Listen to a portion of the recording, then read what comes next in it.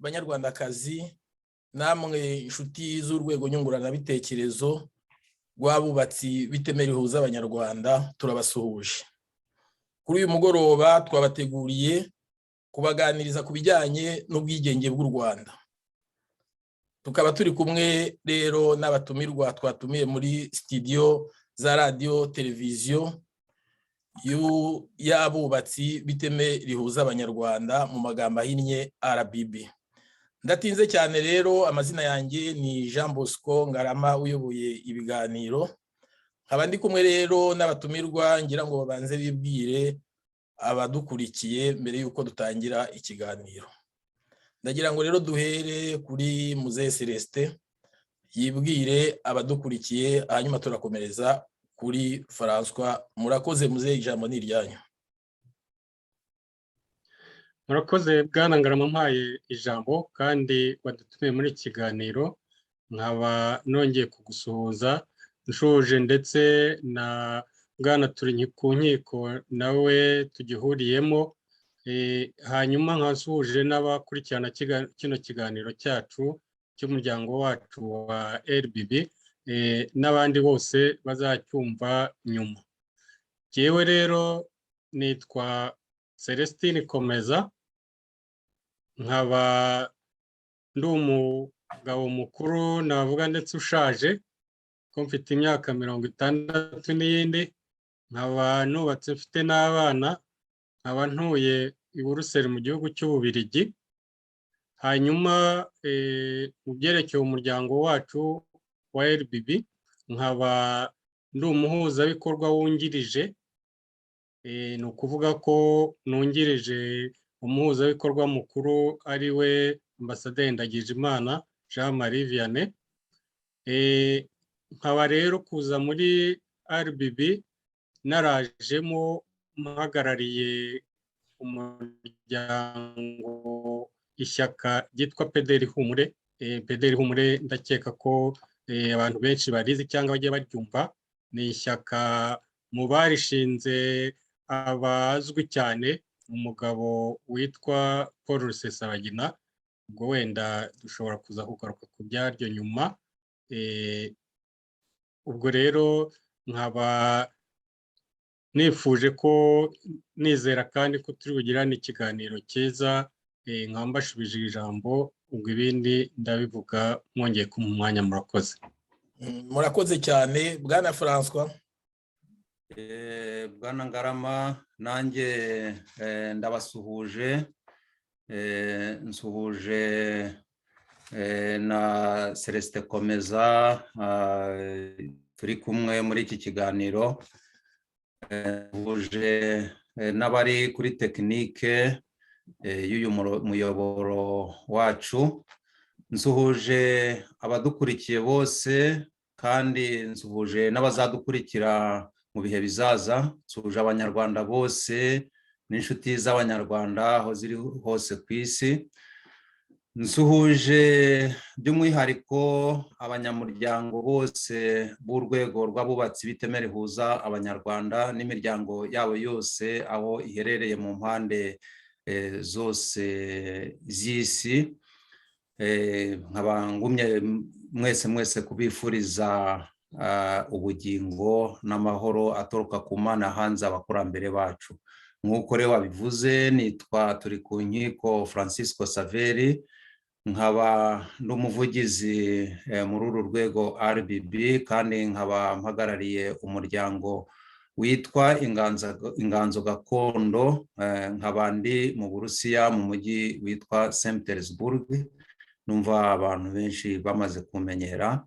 Ubwo rero nkaba ngira ngo twese twifurizanye ikiganiro cyiza, ikiganiro duhuriyemo Bwana Ngarama mwageneye isabukuru y'imyaka 60 u Rwanda rumaze rubonye ubwigenge. Murakoze. Murakoze batumirwa kuba mumaze kwibwira abanyarwanda bakurikiye radio televiziyo yacu. Nk'uko rero nari nabivuze mu ntangiriro, urwego rw'abubatsi b'iteme rihuza abanyarwanda rugizwe n'imiryango hamwe n'amashyaka ya politiki byose birenga 30. Buri wese rero nk'uko umaze kwisobanura amaze kuvuga aho aturuka, François yaravuze aturuka, ariko ndagaruka kuri Muzehe Komeza Celestin yatubwiye ko aturuka mu ishyaka ryitwa PDR Ihumure. Muri aka kanya rero ndumva ari we aje hano umunsi wa mbere, ndagira ngo nk'uko nari maze kubivuga atubwire muri make ese PDR Ihumure ni ishyaka rimeze gute. Tumuhaye ijambo mu magambo make ngo atunyuriremo atubwire PDR Ihumure icyo ari cyo. Murakoze. Murakoze kunsubiza ijambo Bwana Bosco. PDR Ihumure bivuga mu magambo y'igifaransa ni Parti pour la démocratie au Rwanda, twongera akajambo ihumure, ni ukuvuga ishyaka riharanira demokarasi mu Rwanda. Ako kajambo ihumure twongeraho ni akajambo gafite umwihariko, kuko mu gihugu hashobora kuba ubutegetsi, hakaba umutekano muri rusange, ni ukuvuga nta ntambara yo hanze cyangwa imvururu zikomeye zo mu gihugu zihari, ariko abantu bakaba bashobora kuba batishimye, mbese badatekanye mu mutima, bahora bafite ubwoba bw'uwabagirira nabi, bw'uko ubutegetsi bwabafungira ubusa, bw'uko umuturanyi yajya kubarega mu butegetsi abaregera ubusa, mbese ugasanga badatekamye mu mitima yabo, batumva bafite icyizere, batumva bafite amahoro. Twebwe rero hejuru ya demokarasi twongeraho n'icyo kintu cy'uko kuba hari amahoro byonyine bidahagije, n'umuturage agomba kumva atekanye mu buzima bwe bwose, ibyo akora akizera n'uwo bari kumwe n'abaturanyi, akizera n'ubutegetsi. Nicyo kintu iryo jambo rivuga. Hanyuma rero ishyaka PDR Ihumure ryashinzwe irya kera, ko ryashinzwe muri 2006, murumva rimaze imyaka 16. Mu barishinze nk'uko nigeze kubivuga, twari benshi, kuko hari abari muri Amerika, i Washington, ariko hari n'abari mu Bubiligi no mu Bufaransa, twari benshi. Hanyuma rikaba ryaragiyeho rigamije nyine guharanira demokarasi mu gihugu. Icyo gihe icyo nagiye kuvuga ni uko umwe mu barishinzwe uzwi, abantu benshi bazi, ni umugabo witwa Paul Rusesabagina. N'ubu ibye murabizi ko bimeze, ntabwo ari byo kiganiro cy'uyu munsi simbitindaho.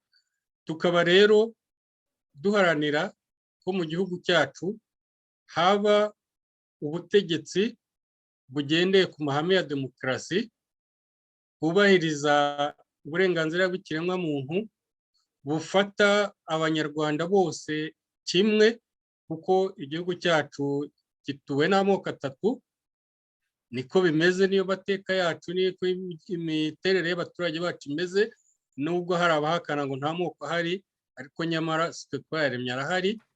Hakaba haragiye hakunze kubamo ubushyamirane hagati y'ayo moko. Twifuza rero ubutegetsi bwakubahiriza amahame ya demokarasi, buhuza ayo moko yose uko ari atatu, bakumva ko ari abana b'igihugu bose, bonse ibere rimwe, kandi bagomba kukibanamo hakurikijwe nanone amategeko agenga abaturage, agiyeho mu buryo buri wese yumva ahagarariwe ntawuhejwe, kandi agiyeho mu nyungu za bose. Kugira ngo rero ibyo bigerweho dukurikije amateka yacu, twumva yuko ari ngombwa ko haba ibiganiro hagati y'abanyarwanda, bakayasubiramo muri ayo mateka, bakareba ibyagenze neza, bakareba n'ibyagenze nabi, n'impamvu byagenze nabi, bakabwizanya ukuri, abakosheje bagacyahwa.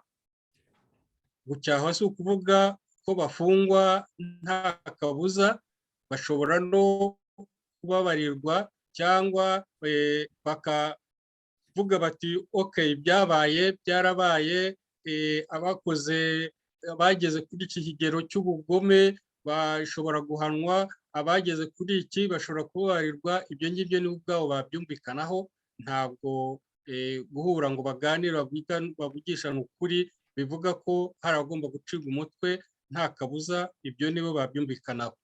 Hanyuma bamara kubwizana ukuri, bamara no gufata ibyemezo cyo kubabarirana, ayo mateka mabi bakayasiga inyuma, noneho bakajya mu nzira igana imbere, ibahuza bose, yubahiriza ya mahame ya demokarasi twavuze. Ubwo rero ntatinze, kuko wenda tuzagira igihe cyo kuganira neza imigambi ya PDR Ihumure, dushobora kuzabikora ikiganiro ukwabyo. Ndumva muri make ari ibyo navuga, mbashubije ijambo. Murakoze.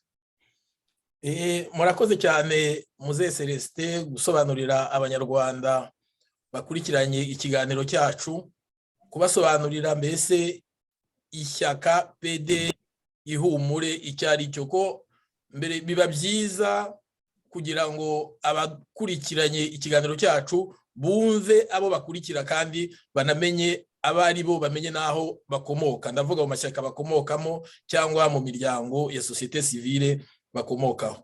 Murakoze cyane rero namwe mwese abakurikiye ibiganiro byacu. Nk'uko nabivuze ku ntangiriro, uyu munsi turi muri iki cyumba cya radiyo y'abubatsi b'iteme rihuza abanyarwanda. Twateranijwe no kugira ngo tuganirize abanyarwanda ku byerekeranye n'umunsi w'ubwigenge bw'u Rwanda. U Rwanda rwabonye ubwigenge ku itariki ya mbere z'ukwa karindwi mu mwaka w'1962. Kuri uwo munsi abaharaniye ubwigenge barateranye bifashijwemo na Loni. Uwo munsi bururutsa idarapo y'igihugu cy'Ububiligi cyarakolonije u Rwanda, bazamura idarapo rishyashya rya Repubulika y'u Rwanda. Ubwo guhera uwo munsi u Rwanda rwari rubaye Repubulika, ingoma ya cyami yo yari yamaze gusezererwa. Kuva kuri iyo tariki rero ya mbere z'ukwa karindwi muri 1962 kugeza kuri iyi tariki ya mbere y'ukwa karindwi ejo bundi hashize, twarimo twizihiza imyaka 60 u Rwanda rubonye ubwigenge. Kuri uwo munsi kandi, uretse icyo kuba tuvuye ku bukoloni dusezereye n'ingoma ya cyami, hemejwe ko mu gihugu hagomba kwimikwa ubutegetsi bushingiye kuri demokarasi. Muzehe Celestin, ndagira ngo mbagarukeho. Uwo munsi mwariho, yego mwari mukiri batoya, ariko nibura hari n'ibyo mwabonye nshingiye ku gihe mwavuze mwavukiye. Ibyo ari byo byose ari n'utwo mwabonye mwari batoya. Nagiraga ngo iyo batubwiye ngo ubwigenge bw'u Rwanda, abantu tubyumva ku buryo butandukanye. Nagira ngo musobanurire abakurikiranye ikiganiro cyacu, ese iyo bavuze ubwigenge muri rusange biba bishatse gusobanura iki? Ndavuga ku bwigenge bw'igihugu cyacu. Murakoze. Murakoze nanone kuba munshubije ijambo kandi mukaba mubaje n'icyo kibazo nkeka ko ari ingenzi mu mibereho y'igihugu n'abaturage bacyo. Icyo gihe ku itariki ya mbere kwa karindwi muri 1962, nari nkiri muto kuko ngomba kuba narigaga nko mu mwaka wa kabiri wa primaire, ngira ngo nari nkurangije. Ubwo rero hari byinshi nyine byabaye yewe namenyaga nk'umwana, ariko ntabikurikirana cyane cyane ko icyo gihe n'amaradiyo ntabwo yari ahantu hose. Iyo bavuze ubwigenge bw'igihugu, baba bavuze ko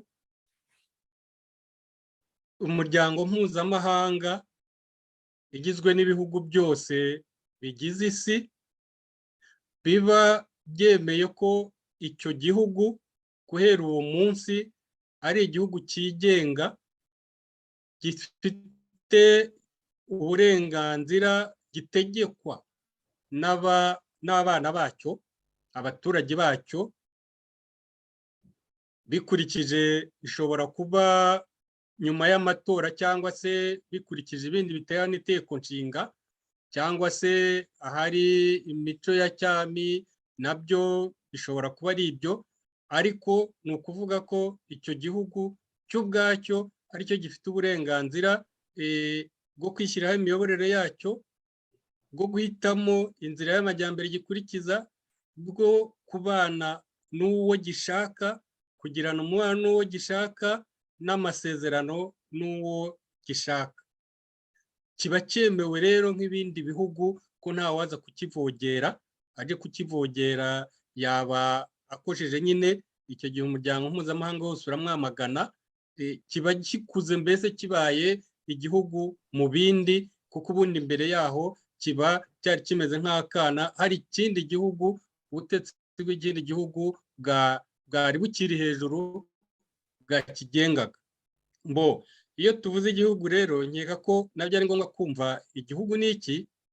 Ni uko mu myumvire y'amahanga, y'umuryango mpuzamahanga, y'amategeko agenga abantu batuye kuri iyi si, igihugu kigizwe n'ibintu bitatu by'ingenzi. Kugira ngo bavuge ko hariho igihugu, hagomba kuba hariho, kigomba kugirwa n'ubutaka, ni ukuvuga teritwari, kigomba kugira teritwari, ni ukuvuga ubutaka bwacyo, bavuga bati ubu butaka kuva hano kugera hariya ni ubw'aba n'aba, ni ubw'abanyarwanda cyangwa se n'ubw'abarundi cyangwa n'ubw'abakibandi. Hanyuma kikagirwa n'abaturage, igihugu kitagira abaturage ntikibaho. Hanyuma kikagirwa n'ubutegetsi. Ubwo butegetsi nabwo ntabwo bareba ni demokarasi cyangwa ni bwa cyami cyangwa ni iki, bupfa kuba ari ubutegetsi abaturage bemera ko ari ubutegetsi bwabo, ari bwo bubaha amategeko, ari bwo bukora byose mu gihugu, bakaba babyemera gutyo. Si ngombwa ko ari 100% babyemera. Hanyuma n'amahanga nayo, abaturanyi n'ibindi bihugu by'amahanga bikaba bizi ko icyo gihugu gitegekwa n'aba n'aba. Kuba rero mu igihugu haba harimo abishimiye ubutegetsi cyangwa batabwishimiye, ntago bikibuza kuba cyaba cyigenga. Icyangombwa ni uko ibyo bitatu byombi bihaba. Ubwo rero ni ukuvuga ko kuri iyo tariki, kuko mbere yaho tudasubiye mu mateka y'intambara y'isi nuko byagenze kugira ngo tuze gutegekwa n'Ababirigi, ko nyuma y'intambara y'isi u Rwanda baje kururagiza Ububirigi, tukaba dufite ubutegetsi bwacu icyo gihe bwari ubutegetsi bwa cyami, aribwo butegeka abaturage mbese mu mibereho yabo ya buri munsi. Ariko haza kuza n'igihugu cy'Ububirigi gishobora kubuvuguruza, akaba ari nacyo kibuhagarariye mu mahanga, akaba ari nacyo kireba, gishinzwe ingabo, umutekano muri rusange, cyane cyane ku byerekeye imipaka no gushyiraho amategeko mbese gishatse, cyo cyemera ko kibona ko ari ngombwa, bitagendeye nta kabuza ku byo abaturage bose b'Abanyarwanda bo ubwabo bifuza. Ari nayo mpamvu rero usanga amategeko yajyaga icyo gihe menshi yabaga asa n'ay'Ababirigi. Icyo gihe rero ni ukuvuga ko ubwo butegetsi, icyo kintu nakwita ko cyari mbese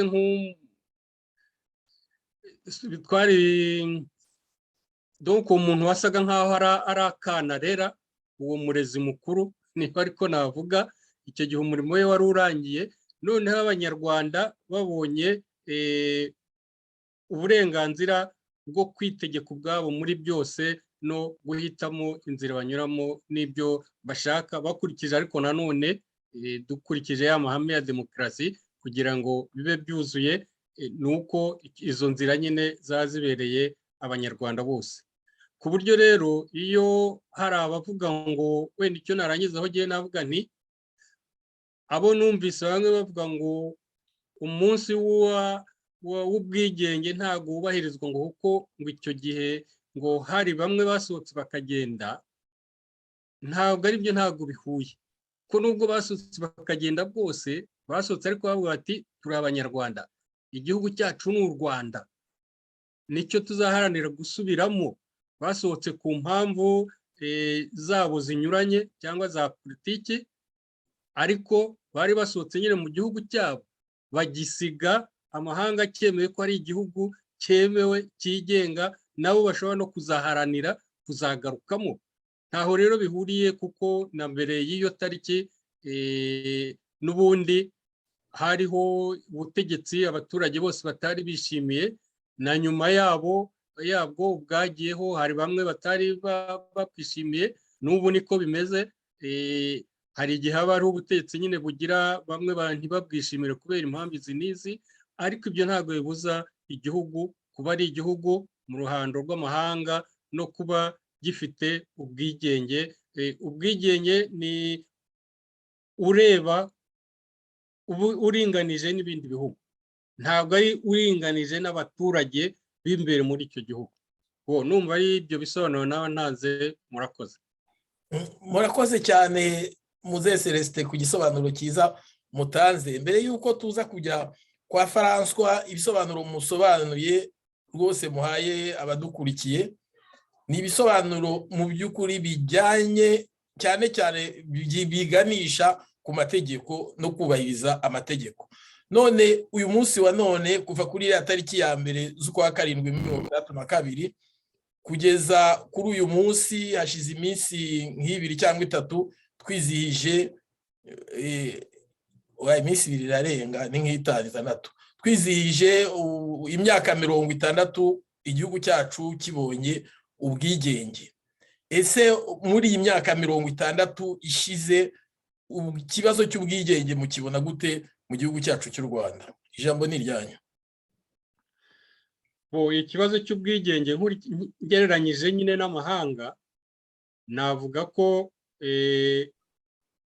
muri rusange igihugu gifite ubwigenge kuko kiremewe nk'igihugu, ntawe uza kukivogera, kinjira mu miryango mpuzamahanga, kikagiramo ijambo, kigahagararirwa, kikatanga uburenganzira bwo kugenda no kwinjira, bwo gusohoka no kwinjira mu gihugu. Abantu bose itegeko rishyizeho ku butaka bwacyo bukubahirizwa, ibindi bihugu byose bikacyubahiriza. Kuri izo mpamvu rero igihugu cyacu kirigenga kandi amahanga aracyemera. Ariko nanone nyine muri uko kwigenga ntihabura utuntu tuza ngo dushoneho, kuko kwigenga utihagije mu by'ubukungu, ugomba gusabiriza kugira ngo abaturage babeho neza, ukajya gusabiriza mu mahanga kugira ngo ushobore guhemba abakozi no kubaka imihanda, ukajya gusabiriza aho, nyine ubwo bwigenge buba bugenda bugabanukaho gatoya. Akaba ariyo mpamvu ahubwo iyo myaka tugomba, yasabukuru ikiberaho, isabukuru y'ubwigenge ikiberaho, ni ukugira ngo abaturage twongere twibaze, abaturage ndavuga dufatanyije n'ubutegetsi bwacu buriho, twibaze iyo myaka ishize ubwo bwigenge koko twarabugize cyangwa se twabaye ibikoresho by'amahanga. Aho ngaho niho hari ikibazo. Kugeza ubu rero ugasanga iyo urebye neza usanga hari igihe habaho nk'ubutegetsi ugasanga burakurikiza amabwiriza y'ibihugu by'ibihangange, ugasanga buragendera muri za gahunda z'ibihugu by'ibihangange, ugasanga nta n'icyo bimaze kuvuga ngo urigenga, abaturage bawe batumva ko bwa bwigenge igihugu cyawe gifite nabo bubageraho, kuko nabo mu ngo zabo ku kagero kabo bakurikije amategeko y'igihugu, nabo bagomba kumva nyine kuba bafite ubushobozi bwo kwihitiramo uko babaho n'ibyo bakora bakikorera gahunda zabo. Yego, kubera ko igihugu kiba gituwe n'abaturage benshi, ni umuryango, hagomba kubaho amategeko agenga uwo muryango kugira ngo umuryango ubeho, ariko buri wese agomba kugira nawe ubwigenge bwe, ari byo mu rindi jambo wenda bavuga ko ari liberite cyangwa bavuga ko ari droit z'abaturage, uburenganzira bw'abaturage. Ibyo rero nabyo icyo gihe tuba tugomba kureba niba bwa bwigenge ari tubuvuga gusa iyo tuvuga amahanga, cyangwa no mu gihugu iwacu natwe ubwacu mu gihugu abaturage dusanga tubufite. Aho rero njye nkambona ko bikiri kure. Ikibigaragaza ni uko turi igihugu gifite impunzi nyinshi cyane kandi n'ubu zikisohoka. Turi igihugu kirimo abantu benshi bavuga bati nta burenganzira bw'ikiremwamuntu buhari. Turi igihugu abantu bavuga bati nta muntu uhigira umutungo we, leta ibambura imitungo yabo, umuntu ntakibona uko abaho kuko leta imubuza ubwisanzure, ubwigenge mu mitungo ye. Ibintu nk'ibyo ubwo nyine rero navuga ko bwa bwigenge twabonye mu by'ukuri haracyarimo imbogamizi kugira ngo bwuzure, cyane cyane ku baturage, ntibagiwe ariko ko no ku gihugu tukigendera cyane kuri za politike z'ibihugu byo hanze. Murakoze, nkaba ari ibyo bisubizo natanga. Murakoze cyane, turabashimiye Muzehe Celestin ku bisobanuro byiza cyane mutanze. Nagiraga ngo twerekeze kwa François. Bwana François, twabivuze mu ntangiriro ko u Rwanda rwigenze tariki ya 1 Nyakanga mu mwaka w'1962. Guhera ku munsi w'ubwigenge, amateka tubwira ko kugeza muri 1973 uwo munsi w'ubwigenge wizihizwaga buri mwaka kuri iyo tariki ya 1 y'ukwa karindwi. Kuva ku butegetsi bwa Perezida Juvenal Habyarimana, uwo munsi waje gusimbuzwa tariki ya 5 Nyakanga. Guhera muri 1994 ku butegetsi bw'inkotanyi, uwo munsi nawo zaramanuyeho gatoya, nawo ziwimurira ku itariki ya 4 z'ukwezi kwa karindwi, aho babihuza n'umunsi bafataga Kigali, ndetse bakabihuza n'amezi 3 yo kurangiza icyunamo, ndetse bakawita ko ari umunsi nyine w'intsinzi. Ariko uwo munsi iyo bawizihiza, igice kinini giharirwa amateka y'intambara FPR yarwanye, kuko nta na rimwe ndigera mbyumva, kandi mu Rwanda narubayemo nduvuyemo vuba, nta na rimwe wumva bakomoza ngo bagaruke mu by'ukuri cyangwa bashime ku bantu baharaniye independence cyangwa bishimire ko u Rwanda rwabonye independence. Ngira aho ngaho nagiye njya no mu mihango myinshi ijyanye mu birori byinshi bijyanye n'uwo munsi, ugasanga hari zimwe mu mvugo za politiki zinavuga yuko u Rwanda rutigeze rwigenga, barabivuga.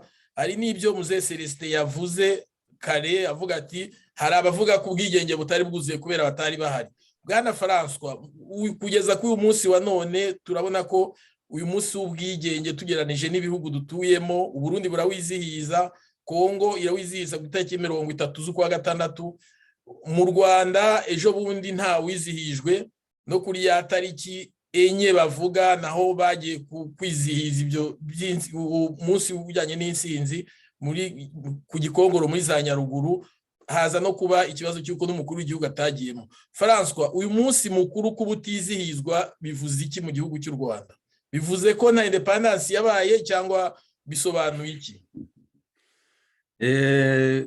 Murakoze cyane, kandi ndashimira Bwana Komeza ibisobanuro byiza yaduhaye. Ndagira ngo mbere na mbere mbanze ngaruke ku kintu kimwe yavuze mu bigize igihugu. Mu bigize igihugu, igihugu kigizwe n'abaturage. Kuba rero u Rwanda rwarigobotoye ingoma ya gihake, rukigobotora n'ingoma ya gikolonize, hanyuma mu mateka yacu hakaba hari abaturage bagiye hanze. Abaturage benshi ntabwo bibagiwe yuko igihugu cyabonye ubwigenge, kandi aho bari hose nubwo bari mu buzima bukomeye bagumya kubwizihiza. Gusa icyo navuga ni uko guhera umunsi agatsiko ka RPF kafashe ubutegetsi mu Rwanda, u Rwanda mu by'ukuri rwabaye nk'urusubiye mu gihe cya gikolonize, rwongeye guta ubwigenge bwarwo, nubwo FPR abayitegeka ku gatsiko kavuga ngo niho rwibohoje, ariko biri mu mateka. Impamvu bo batizihiza uwo munsi mukuru ni ukubera yuko mwibuke no mu gihe cyo kurwanira ubwigenge bw'u Rwanda, abari ku butegetsi icyo gihe bo bashakaga guhita bafata independence, ariko mbese mu bantu mu mpuguke mu mpirimbanyi zarwaniye independence, bo baravugaga bati ikintu cya mbere tugomba kubanza twigobotora ingoma ya gihake, ingoma ya cyami, hanyuma abaturage bakagira nyine ubwo burenganzira bwabo mbese bwo kuyobora igihugu, kuko ubundi iyo abaturage batora abantu babo ni gutyo bayobora igihugu, niko tubizi mu bya demokarasi. Muzi ko amaherezo, ayo mateka ntabwo nyasubiramo, ariko amaherezo ni gutyo byagenze. Abantu bavugaga bati rubanda giseseka igomba kubanza yava muri ibyo bya gihake, hanyuma tukava no muri gikolonize, mu bya gikolonize tukabona ubwigenge. Ni gutyo byagenze, ni gutyo muri make aho uko nabivuga. Hanyuma rero kugereranya ubutegetsi bwa Habyarimana n'ubutegetsi bwo kwa Kagame, ndumva rwose burya aho igihe kigeze twese turabona ko ni ibintu bitagereranywa. Gusa ikintu kibabaje nyine ni uko ku butegetsi bwa Habyarimana, urebye ahanini uwo munsi w'ubwigenge wimuriwe ku itariki ya 5. Muribuka ko Habyarimana yafashe ubutegetsi ku itariki ya 5 Nyakanga muri 1973, hanyuma kuri 5 Nyakanga 1975 agashinga MRND, hanyuma muri 1978 constitution, itegeko nshinga ry'u Rwanda ryari ririmo ryemeraga amashyaka menshi, rikavaho hakajyaho ishyaka rimwe, ari ryo ryabaye MRND. Ariko mwibuke itariki mbere Nyakanga mu Rwanda ku bwa Habyarimana wari umunsi wa konje, wari umunsi wose ntabwo abantu bajyaga ku kazi. Hari ibikorwa nubwo bitakorwaga kenshi, ariko nko ku minsi ya yubile turabyibuka rwose, yubile y'imyaka 25, yubile, ayo matariki akomeye yarizihizwaga cyane, hagatumirwa n'ibihugu by'amahanga. Ariko ku butegetsi bwa Kagame nta munsi n'umwe bigeze bizihiza ubwigenge bw'u Rwanda. Impamvu rero navuze, ariko nkiri aho ngaho ku bwa Kagame, murabona yuko niba ari bampatse ibihugu bamushyizeho igitutu mu buzima bwa politike ya FPR. Ejo bundi ku itariki ya 4 nibwo yemeye mu kiganiro ngo yagiranye n'umunyamakuru, nibwo yavuze ngo u Rwanda rwarigenze. Ariko nk'uko tubizi ibintu byabo byose babicurika, ibyo yavuze ntabwo mbese yashatse kwerekana ko kwigenga kwabo ari kwa kundi. Icyangombwa twafashemo nuko noneho nawe yageze aho akemera yuko u Rwanda rwigenze. Twibukiranye yuko mu byo Muzekomeza yavuze, iyo igihugu kibonye ubwigenge cyinjira mu muryango mpuzamahanga ONU.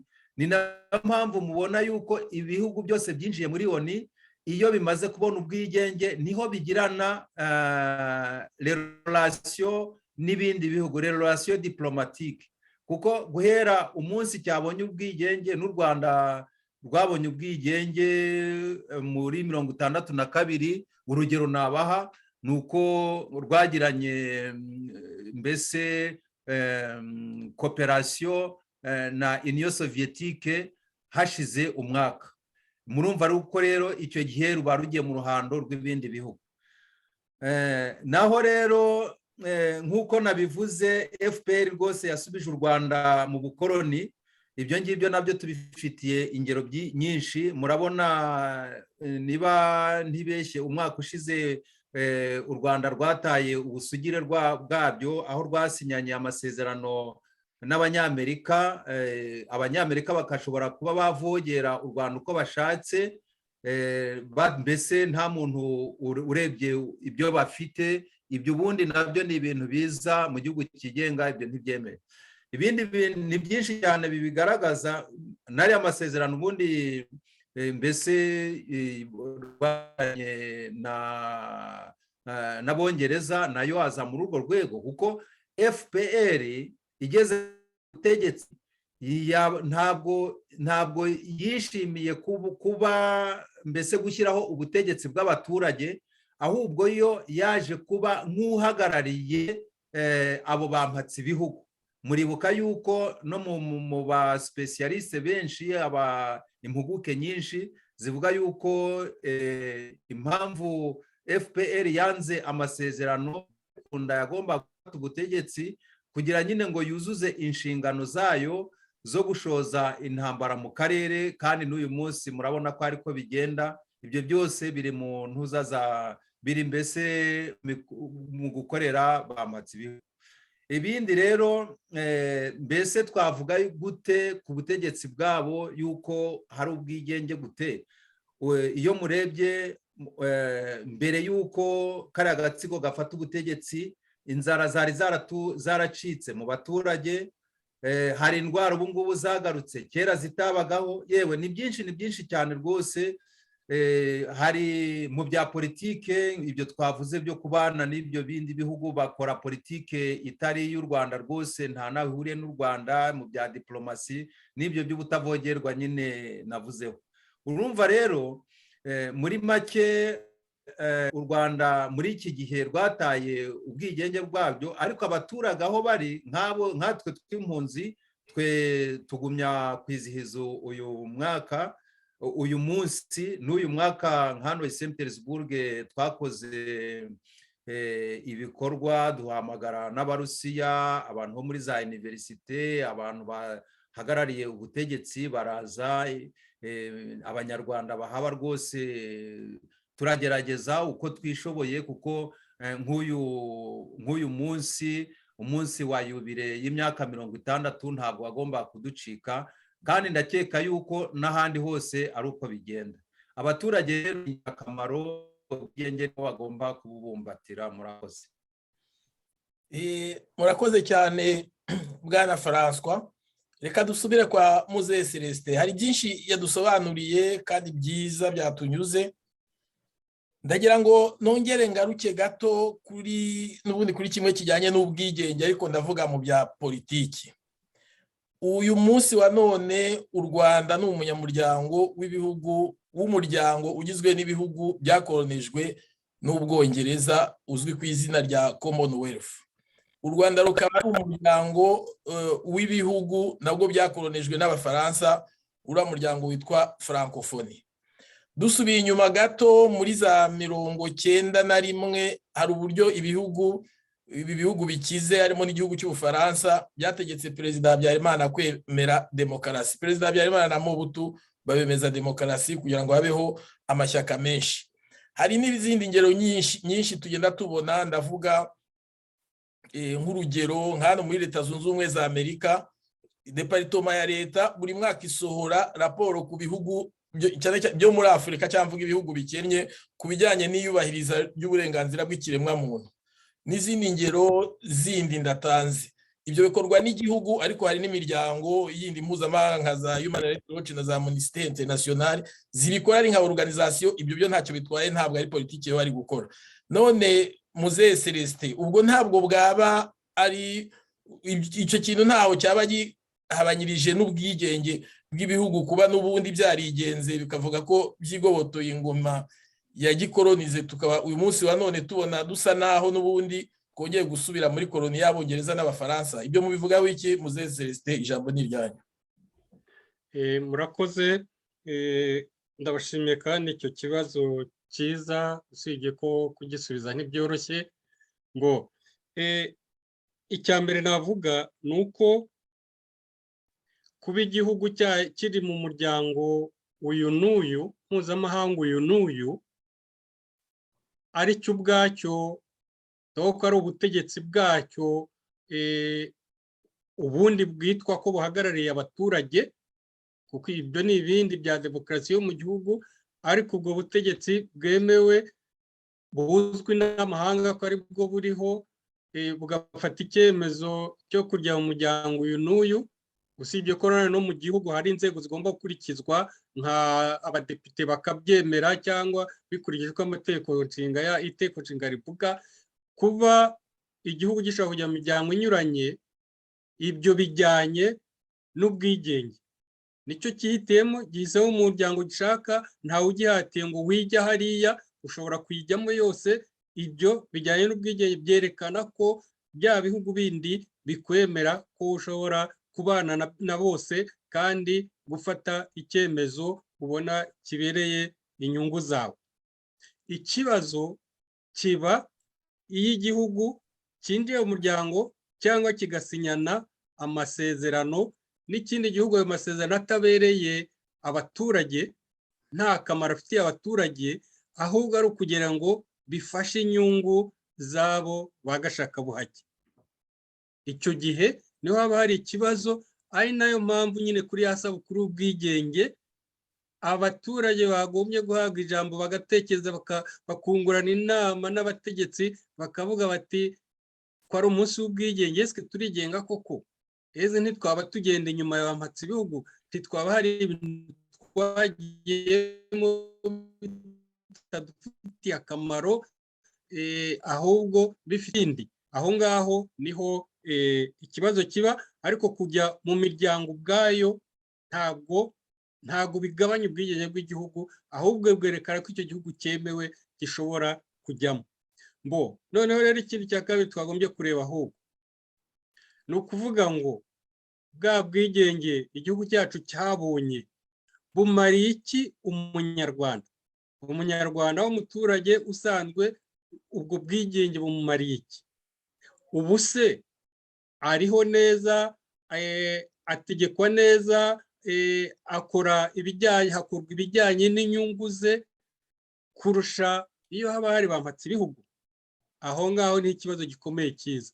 Noneho rero wareba ukuntu ingoma iriho nk'ubu, ingoma iriho ya FPR, guverinoma ya FPR, wareba uburyo ikandamiza abaturage, wareba uburyo yambura abaturage imitungo yabo idakurikije amategeko, nta kibahaye, ikabirukana mu mazu yabo, bagahinga imyaka yabo yakwera, ntibashobore kuyisarura ngo bajye kugaburira abana, bakaba bagomba kuyijyana ngo mu bigega bakazahabwa intica ntikize. Iyo urebye ibyo bibazo byo gufungirwa ubusa, byo kutagira amashuri ngo bashobore kwiga kandi diplome bavanyemo zibe zabacisha mu ruhando rw'amahanga, aho ngaho niyo bibazo uti eske umunyarwanda kuko afite ubwigenge, cyangwa haje ubukoroni bushya bw'agatsiko k'abantu kagize ishyaka rya FPR na perezida wayo, nibo bongeye kwigarurira igihugu, nta bwigenge buhari. Aho ngaho niho haza ikibazo. Iyo tugiye mu mibereho y'umunyarwanda, iyo tugiye mu mitegekere y'umunyarwanda, iyo tugiye mu byemezo, uburyo bifatwamo, niba bifatwa ku nyungu z'abanyarwanda bose cyangwa ku nyungu z'umuntu umwe cyangwa z'agatsiko kamwe, aho ni ikibazo cyiza. Tukavuga tuti bwa bwigenge mu by'ukuri butumariye iki? Twashobora kuba turiho neza tutabufite. Ibyo nge sinageraho mbivuga, ahubwo navuga nti twarabonye, amahanga aratwemera, duharanire no kubugira mu imbere mu gihugu, buze bugere no mu gihugu, buri mu muturage wese mu mibereho yacu koko. Ibyo ngibyo nibyo narangiza. Murakoze. Murakoze cyane bwana Muzehe Celestin. Reka dusubire kwa François gatoya mbere y'uko ndabona n'igihe kigiye mbere yuko tuza gusoza. Bwana François, uyu munsi wa none nigeze mbivuga mu gihugu cyacu bizihiza cyane umunsi mukuru wo ku itariki 4 z'ukwezi kwa karindwi, ndetse bakavuga ko u Rwanda rwigenze guhera mu mwaka wa 1994. Ibyo byo bivuga wiki Bwana François? Numva ibyo ntabwo twabitindaho kubera ko nyine ni bya bindi byo kudashaka kwemera abanyarwanda bose uko bangana, ni bya bindi byo gushaka kwiboneza, bakavuga bati nk'uko banabivuga bashaka gusibanganya amateka y'abanyarwanda, kandi turabizi nyine u Rwanda rwabayeho mbere ya cyami, rubaho mbere ya gikolonize, ruba mbereho ya repubulika ya kabiri, ya mbere, ya kabiri, ya gatatu. Agatsiko kazavaho u Rwanda rugumeho. Amateka ntabwo bashobora kuyahindura, biriya rwose nibyo gushaka gusisibiranya amateka. Ni nayo mpamvu ubona yuko muri iyi myaka 28 ishize nta munsi n'umwe bigeze bavuga kuri ayo yuko u Rwanda rwabonye ubwigenge, ahubwo icyo ako gatsiko kimikirije imbere ni umunsi kafasheho ubutegetsi. Nta kintu twavugaho rwose. Icyo navugaho ni uko gashaka gusisibiranya amateka, ariko ni ibintu bidashoboka. Abanyarwanda byanga bikunda turifuza yuko ubwigenge bwacu tubugira mu gihugu cyacu, twese dusubiramo tukabana neza nk'uko komeza yabikomojeho. Numva ari icyo nabivugaho. Murakoze.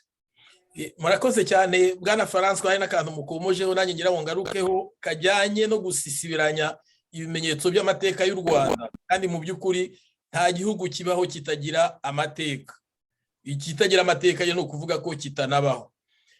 Iyo urebye imvugo ya bamwe mu bayobozi b'akaragatsiko kayobora igihugu, usanga ko ntacyo batakoze kugira ngo basibanganye amateka y'u Rwanda. Harimo guhindura amazina y'amaprefegitura, amakomine, amaserire. Icyo basigaje guhindura ni igihugu, izina, ibirango by'igihugu byose barabihinduye, byari byarashyizweho muri kiriya gihe cya independence. Ariko ibyo nanjye nk'uko wari ubivuze simbitindaho, kuko Perezida Mobutu yahinduye amazina y'abakongomani bose, avuga ko nta makirisitu ajyaho, ashyiraho amazina ashatse, kandi nta wari wemerewe kuyashyiraho ndavuga mu mpapuro cyangwa mu byangombwa bya leta. Yageze naho ategeka abakongomani bitwaga Abazayiru, yari yarahinduye icyo gihe, kutambara ikoti na karavate, bakambara imyenda yitwa abakosi. Yageze aho ahindura amafaranga y'igihugu ayita Amazayire. Yageze aho ahindura n'umugezi witwaga Kongo awita Zayire. Yageze naho afata igihugu cyitwa Kongo akita Zayire. Ibintu byose yari yarabihinduye, ariko ni urugero nageragaho ntange, wenda abazadukurikirana nzi ko abari karagatsiko kadukurikirana, kugira ngo bumve ko nk'uko mugenzi wanjye umwe yabivuze, muri mwe mwavuze mbere, ishyaka agatsiko kazashira ariko igihugu ntikizashira. Uyu munsi wa none iryo jambo Zayire nta wabona aho ryanditse muri Kongo. Kongo yasubiranye ibyayo. Ndagira ngo n'idarapo ry'igihugu yari yararihinduye. Ubu rero uyu munsi wa none ni kimwe n'ibimwe navugaga no mu Rwanda, ibirango by'igihugu, idarapo, indirimbo bibahiza igihugu nayo Mobutu yari yarayihinduye. Niwacu nuko mbese bagiye mu murongo umwe nubwo Perezida Mobutu yari yakoze, n'uwo yari yakoze, uretse ko imitegekere yabo itandukanye. Nagiraga mvuge rero ikindi nongeraho nuko nk'iyo twizihiza independence, nkeka ko ari byo bari abatinya, twebwe tugomba kuyizihiza ku mitima yacu naho turi. François yavuze ko hari abo bari bateraniye bayizihiza. Mu by'ukuri tugomba no kuzirikana ku mpirimbanyi zahirimbaniye kugira ngo uyu munsi wa none tube twitwa abo turi bo, zigatuma tuva mu gikoloni, zigatuma tuva ku ngoma ya cyami tugahabwa repubulika.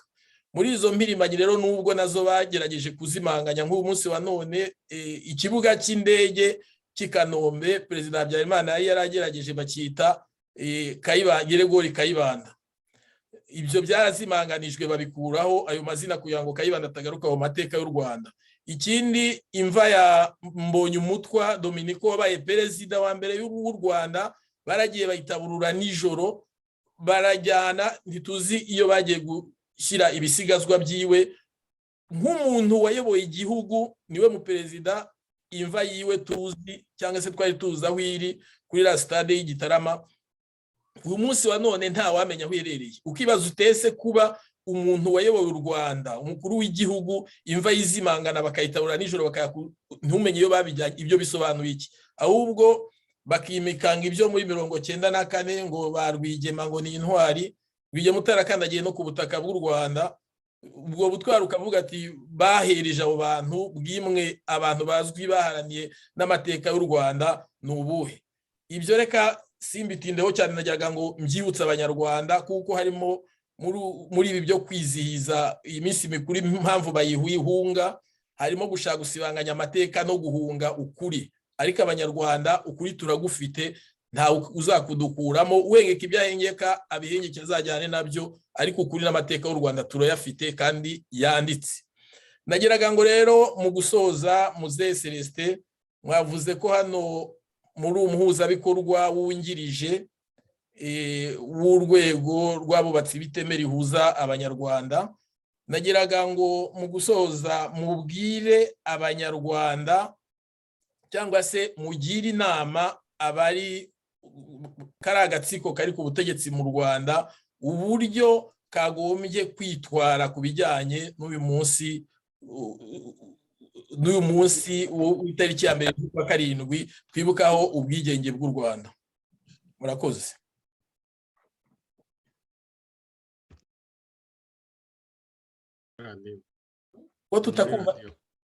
Ko tutakumva neza. Oui, pardon. Icyo nagiraho inama agatsiko kari ku butegetsi bw'u Rwanda ni uko kubona ubwigenge, amateka yo ntibashobora kuyahindura nk'uko umaze kubivuga, ibyo simbisubiramo. Amateka y'igihugu ntahinduka, ayo ntahinduka. Mu mateka y'igihugu habamo ibintu byagenze neza n'ibindi bitagenze neza, nicyo abaturage n'abategetsi babereyeho n'ubutegetsi bwabo bubereyeho no kwicara bakareba ibyo bitagenze neza bakabikosora, bakabivugana mbere ya byose bakabyemera, hanyuma bakabikosora bagafata ingamba nshya zituma bitagaruka. Niko kamaro ko kwigenga. Hanyuma ikindi cya kabiri navuga ni uko kwigenga ntabwo bivuga ko ubonye ububasha bwa mu ruhando rw'amahanga bwa kakamasa kazamara inka kazivukamo ngo wowe uze utere rwaserera ku bindi bihugu muturanye usange bose barakuvuma, ni wowe uteza ibibazo, ni wowe uteza ibibazo. Ibyo nta bihuriye n'ubwigenge, ahubwo bituma bakwibaza ndetse bati kariya gahugu ko kazana akaduruvaye, ahubwo wakongera akagafata kubanza twagaheho ubwigenge katabukwiriye.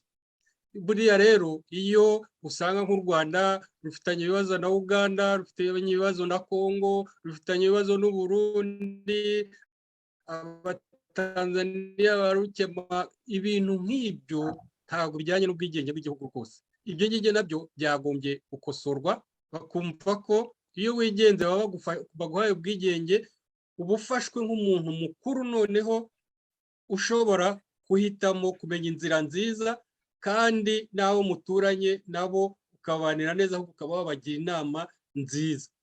Ntabwo rero kuri ubu ngubu ariko bigaragara mu karere dutuyemo. Ubwo rero nabyo bikaba nkaba nagira inama bariya abategetsi, niba dore ko ntawe ubagira inama, ariko ibyo nabyo bagomba kubitekerezaho, niba bemera ko koko u Rwanda ari igihugu cyigenga, rukayoborwa kandi rukitwara mu ruhando rw'amahanga, cyane cyane ureye ko duturanye, rukitwara nk'igihugu koko cyigenga abandi bashobora kwizera. Hanyuma ku byerekeye abanyarwanda, njyanye na RBB n'imigambi yayo, imigambi yayo twarayivuze, niyo guhuza abanyarwanda tukagerageza gukemura ibibatanya, hanyuma tukubaka ibizatugenga mu gihe kizaza. Ibyo byadutanye tukabishyira ku ruhande rwose, tukabyemera ko byabayeho ariko tukabishyira ku ruhande ntibizongere. Icyo nasaba abanyarwanda rero ni uko twese tutagiye kuvuga ngo ngewe amateka yanjye yagenze gutya, ngo yanjye yagenze gutya, ngo wumve ko uwo mudafite amateka amwe ntacyo mupfana, kandi nyamara ntako bizagenda. Igihugu ni kimwe, nta handi, ntawe uravuga ngo ararwanira ikindi kitari u Rwanda. Twese ni u Rwanda, n'u Rwanda tuvuga. Ayo macakubiri rero cyangwa ibyo bidutanya tugomba kwemera, tukabiganira, tukabishakira umuti, tukabishyira ku ruhande, ndetse hagamijwe kubabarirana, kuko tutabariranye bwo ntabwo bizakunda. Tukemera tukababarirana, hanyuma tukiyemeza kubaka umuryango mushya nyarwanda. Ndumva nagarukiraho. Murakoze. Murakoze cyane ku bisobanuro byiza mutanze no ku butumwa muhaye abanyarwanda n'agatsiko muri rusange. Bwana François, turagira ngo mugire icyo mwongera ku byo mwavuze cyangwa mutange message hanyuma dusoze. Murakoze, ndagira ngo mbashimire mwese twagirana ikiganiro, nshimire abadukurikiye n'abazadukurikira. Ikintu nakongeraho ni ikintu gito nasubiramo, nabwira abagize kariya gatsiko n'abagashyigikiye yuko bamenya yuko rwose dufite uburenganzira, abanyarwanda bafite uburenganzira kimwe n'ubw'abatuye ibindi bihugu. Nyabuneka nibashyire ubwenge ku gihe, natwe igihugu cyacu cyongere cyisubize ubwigenge bwacyo. Abaturage bagene inzira, icyo gihugu aricyo kigenera inzira yo gushaka imibereho myiza yacyo. Uburenganzira bwacu natwe tuzajye tubona, ari abategetsi ari abaturage, bizihiza umunsi baboneyeho ubwigenge, nk'uko mu Burundi ejo bundi babikoze. Mwabonye uburyo babyina, aho kugira ngo biteye agahinda, aho kugira ngo bohereze. Umwaka ushize u Rwanda rwagiye kuvumba ubwigenge i Burundi, ariko mu Rwanda ntibakora umunsi mukuru. Kandi twese twarakolonijwe n'umukoloni na mpatsibihugu umwe ari Ububirigi, bwakolonije u Rwanda n'u Burundi na Kongo. Nuko rero rwose uko twavuze yuko FPR yasubije u Rwanda mu maboko y'abampatsi bihugu, abakishyigikiye ni basubize ubwenge ku gihe, maze twese tugarukane uburenganzira bwacu, u Rwanda rwongere rwigenge. Abari hanze bere kugumya mbese kwizihiza ubwigenge ku giti cyabo, ahubwo bazafatanye n'ubwo ubutegetsi bube ubw'abaturage nk'uko tubishaka twese. Murakoze. Murakoze mwese. Abasaza rwose ndabashimiye cyane, ariko hari utuntu nka tubiri ntoye mu bintu bavuze ngira ngo nsangize abandi. Akambere nuko iriya kwibagirwa itariki ya mbere z'ukwa karindwi cyangwa kuyirengagiza ntabwo bivuga yuko izasibangana mu mateka y'u Rwanda, ntiteze kuvamo. Itariki ya 4 kimwe n'uko iya 5 Nyakanga itakibukwa, hari igihe kizagera n'iya 4 z'ukwezi kwa karindwi ntizibukwe, ariko itariki ya mbere z'ukwa karindwi ntizibagirana. Ako ni kamwe natoyemo. Aka kabiri nuko u Rwanda rwahawe ubwigenge, rurigenga n'igihugu cyigenga nk'uko babisobanuye haba mu bijyanye n'amategeko, ariko nta burenganzira rubufite bwo kujya kuviyora cyangwa kubangamira ubwigenge bw'ibindi bihugu bituranye. Aka gatatu nuko abanyarwanda bagomba guhabwa uburenganzira bwabo mu gihugu cyabo nk'igihugu cyigenga.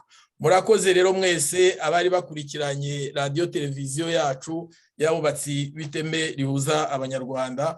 Nkabashimiye abashyitsi batuganiriye kuri uyu mugoroba, kandi nshimiye namwe mukurikiranye iki kiganiro. Murakoze. Bye bye.